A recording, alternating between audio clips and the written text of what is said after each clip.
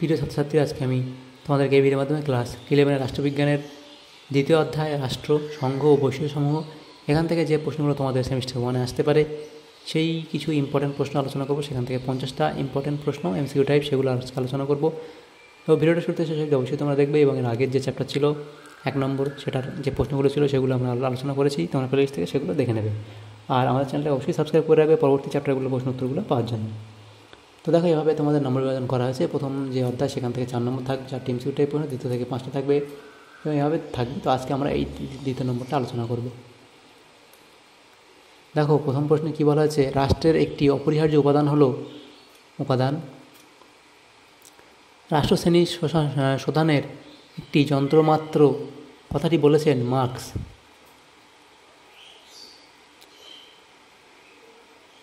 রাষ্ট্রের সার্বভৌমিকতা কিরূপ, বাহ্যিক ও অভ্যন্তরীণ?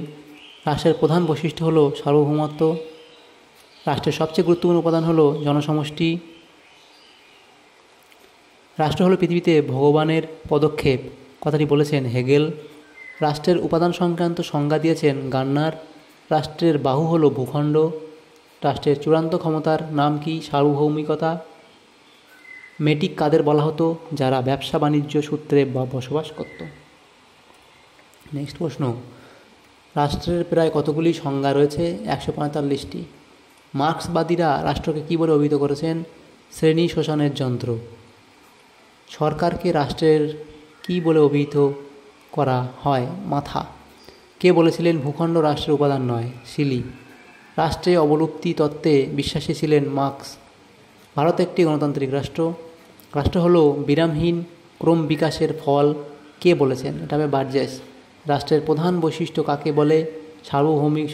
সার্বভৌমত্বকে।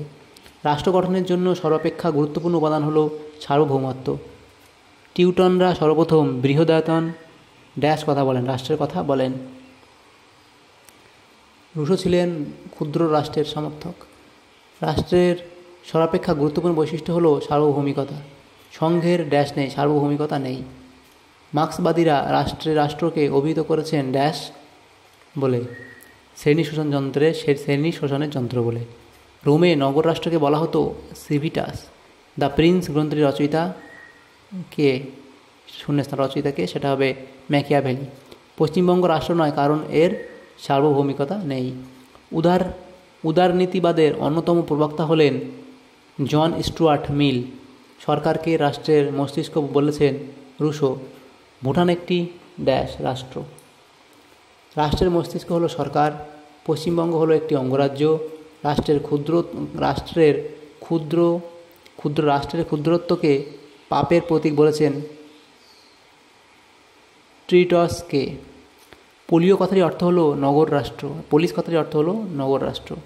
রাষ্ট্রের বিলুপ্তিতে বিশ্বাস করতেন মার্ক্স। প্যাট্রিয়ার্কা গ্রন্থের রচয়িতা হলেন রবার্ট ফিলমার। দ্য প্রিন্স গ্রন্থটি ড্যাশ খ্রিস্টাব্দে প্রকাশিত হয়, এটা 1532 খ্রিস্টাব্দে। সর্বনিয়ন্ত্রণবাদী রাষ্ট্রের প্রবক্তা হলেন ড্যাশ, সেটা হবে হবস। ড্যাশ প্রথম বৃহদায়তন রাষ্ট্রের কথা বলেন, এটা হবে টিউটনরা। টমাস হবসের লেখা গ্রন্থটির নাম হলো ড্যাশ, এটা হবে লেভিয়াথান।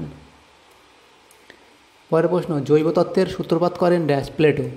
ক্ষুদ্র আয়তনের রাষ্ট্রের সমর্থক ছিলেন রুশো। রাষ্ট্রের সার্বভৌমত্বের কথা সর্বপ্রথম প্রচার করেন বোদা।